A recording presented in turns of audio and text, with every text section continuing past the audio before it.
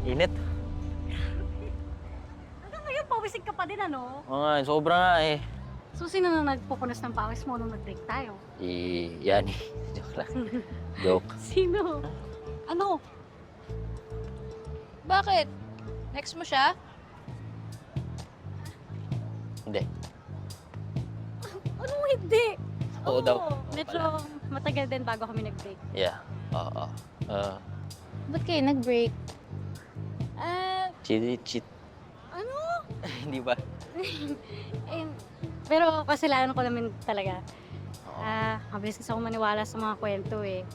Pero buti na lang, mabait tong sisig. Napatawad na niya ako. Diba? Eh, buti nga, magkaibigan na kayo ulit.